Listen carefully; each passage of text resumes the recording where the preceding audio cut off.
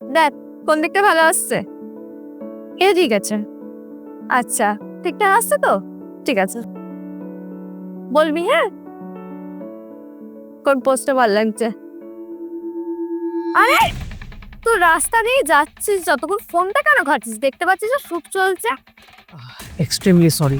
একটা চর মারবো টেনে, দেখতে পাচ্ছিস না ভিডিও শুট চলছে, তার মধ্যে ঢুকে পড়লি যে।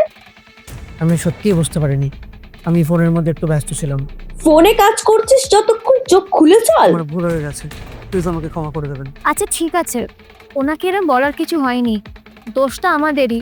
আমরা মাঝ রাস্তায় শুট করছি, তুই চুপ কর।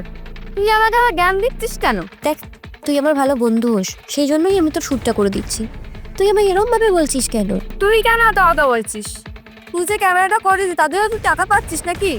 আর তোর তো সংসারটা চলে তো আমার টাকায়, তুই আমার তো কথা বলছিস কেন? দেখ, আমি তোর কাছ থেকে কোনোদিনও টাকাটা চাইনি, তুই নিজেই আমায় টাকাটা দিস। আমি তোর বন্ধু হই, আমি তোকে কোনোদিনও হিংসা করিনি। আমি চাই তোর উন্নতি হোক।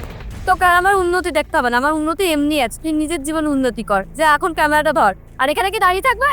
না না, আমি সরে যাচ্ছি। প্লিজ। আর নে ভালো করে কর। ব্যান্ড আমাকে কিন্তু 1,00,000 টাকা দিয়েছে এই ড্রেসটাকে প্রমোশন করার জন্য। ভালোভাবে কর। কি হলো, দাঁড়িয়ে আছিস কেন? তুইও কি ছবি তুলবি এই বাইকটার সাথে? না না, আমার এরকম কোনো ইচ্ছা নেই। আর তুলে নে, নিজের বাইক দিবে তুলে নে, কেউ কিছু বলবে না, আমি আছি তো, চাপ নেই। বাইকটাকে নিজের ভেবে ছবি তোলার কি আছে, যেখানে বাইকটাই আমার। এটা আপনার? হ্যাঁ, বাইকটা আমার। সরি দাদা, প্লিজ কিছু মনে করবেন না, আমি একটুখানি শ্যুট করছিলাম, আমার ভিডিও শ্যুট হয়েছিল। আর আমি ওরকম ভাবে বলতে চাই না, আসলে ভিডিওর মধ্যে ঢুকে পড়েছেন তো। আচ্ছা, যখনই আপনি শুনলেন বাইকটা আমার, তখনই তুই থেকে আপনি হয়ে গেল। বাহ, প্লিজ আপনি কিছু মনে করবেন না, আপনি যেমনটা ভাবছেন আমি তেমনটা নই। হ্যাঁ এখানে আমি কিচ্ছু ভুল ভাবছি না, ভুলটা আপনার। আপনি আমাকে এত সুন্দর সুন্দর কথা বললেন। বাহ, আমার বাইকের সঙ্গে শ্যুট করছেন আপনি, সেটা নিয়ে আমার কোনো প্রবলেম নেই। কিন্তু আপনার ব্যবহারের জন্য আমি বলতে বাধ্য হচ্ছি, এতক্ষণ ধরে যে ভিডিওগুলো নিয়েছেন সেই ভিডিওগুলো ডিলিট করে দিন।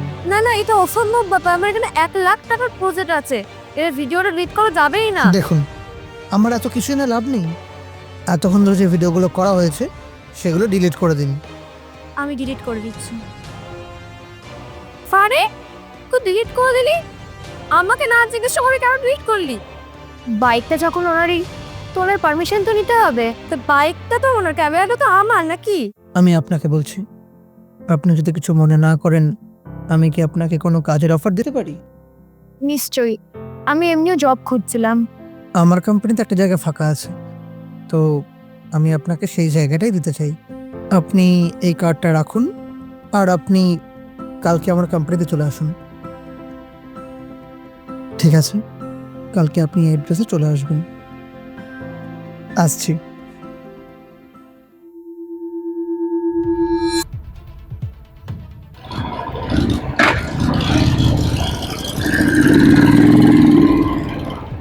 আর তোকে কাজের অফার করলে তুই হ্যাঁ বলবি? কি করতাম, আমার জবের প্রয়োজন ছিল। আর তুই যা ব্যবহার করলি আজকে, একটা জিনিস আমি খুব ভালো করেই বুঝতে পেরেছি, তোর কাছে বন্ধুত্বর কোনো মর্যাদা নেই। আর আমার ভিডিও কে করে দেবে? খুঁজে নিস কাউকে যে তোর শ্যুট করে দেবে, আর তাকে টাকা দিস। আমার যা দিস তার থেকে বেশি দিস বরং। আমি আর পাচ্ছি না তোর এই বন্ধুত্বর নামে নাটক করাতে দেখতে। গুড বাই, রাখ তোর ক্যামেরা। আরে শোন তো,